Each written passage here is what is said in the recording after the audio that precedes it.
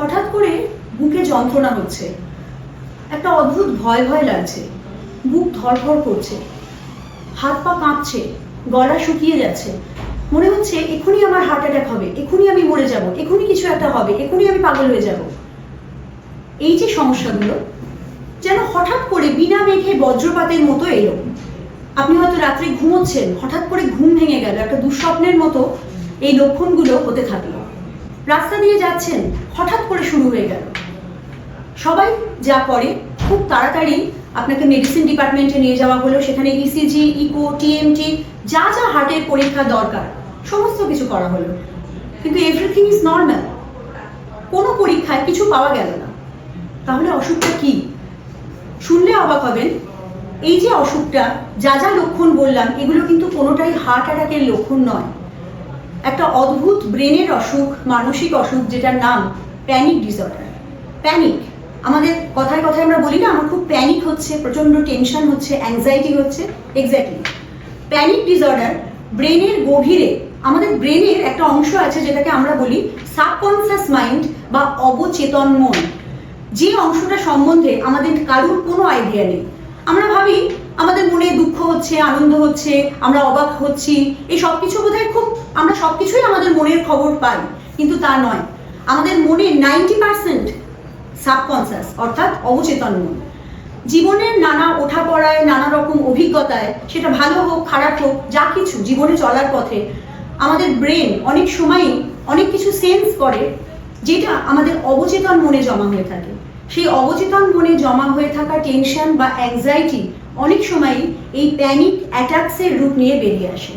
হঠাৎ করে যখন এই ধরনের একটা অনুভূতি তৈরি হচ্ছে এবং সেটা থেমে থাকছে না, আপনি হয়তো হসপিটালে ভর্তি হলেন, প্রচুর কিছু ইনভেস্টিগেশন হলো, আলটিমেটলি ডক্টর হয়তো একটা অ্যাংজাইটি কমাবার ওষুধ দিয়ে আপনাকে বললেন এটা আপনার সেরকম কিছু না, হার্টের কোনো প্রবলেম নয়, চিন্তার কোনো কারণ নেই। কিন্তু চিন্তা তো হবেই, কারণ অসুখটা যে খুব বড় একটা ব্রেনের অসুখ, সেটা তো এক জায়গায় থেমে থাকবে না। আপনি বাড়ি ফিরে এলেন, 2-3 দিন পরে আবার হলো, আবার হলো, আবার হলো, হতেই থাকলো।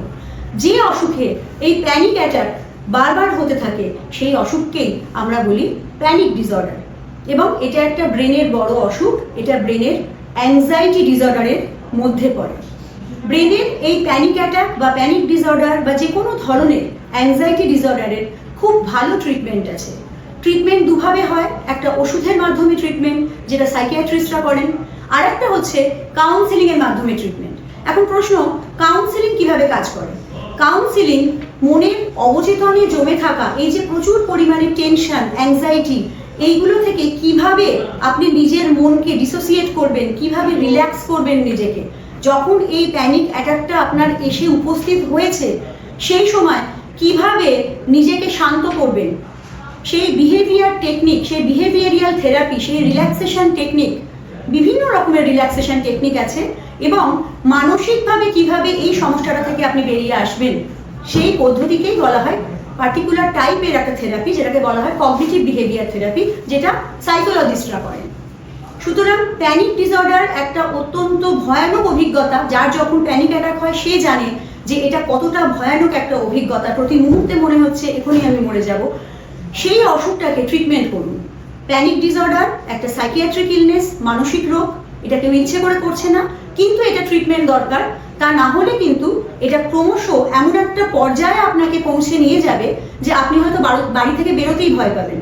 একটা পার্টিকুলার এন্টিটি আছে যেটাকে বলা হয় panic disorder with agoraphobia. Agoraphobia মানে কি? Fear of open space. তার মানে হচ্ছে যাদের এই প্যানিক অ্যাটাকটা হয়েছে 2-3 বার 4 বার, ধরুন রাস্তায় বেরিয়েছে, কোথাও গেছে, সেখানে তাদের মনের মধ্যে একটা অদ্ভুত ভয় জমা হয় যে আমি যদি একা বেরোই, আমার যদি ওই অ্যাটাকটা আবার হয়, তাহলে কে আমাকে দেখবে, সেই সময় যদি আমাকে কে বাঁচাবে।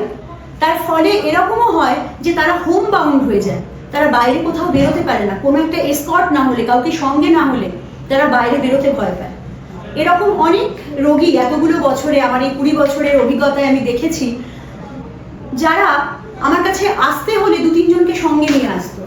তারপর যখন ট্রিটমেন্ট শুরু হলো, আস্তে আস্তে উন্নতি হলো, কাউন্সিলিং শুরু হলো, তারা নিজেরা আসে এবং তারা এসে বলে, ম্যাডাম এখন আর কোনো ভয় লাগে না একা কোথাও যেতে গেলে। নমস্কার, আমি doctor Arunima Chatterjee, consultant psychiatrist. দীর্ঘ 20 বছরের আমার এই অভিজ্ঞতায় আমি বহু প্যানিক ডিসঅর্ডার পেশেন্টকে ঠিক করেছি। শুধু দরকার সচেতনতা, অ্যাওয়ারনেস আমাদের সব থেকে বড় অস্ত্র। আগে বুঝতে হবে যে এটা একটা অসুখ, এটা ব্রেনের অসুখ, তবেই তো আমি যাব সাইকিয়াট্রিস্ট বা সাইকোলজিস্টের কাছে। ভয় পাবেন না, এরকম আরো অনেক তথ্য নিয়ে, অনেক মোটিভেশনাল এডুকেশনাল ভিডিও নিয়ে আমি থাকবো আপনাদের সাথে। আজকের মতো এখানেই শেষ করছি, দেখা হবে এর পরের ভিডিওতে। নমস্কার।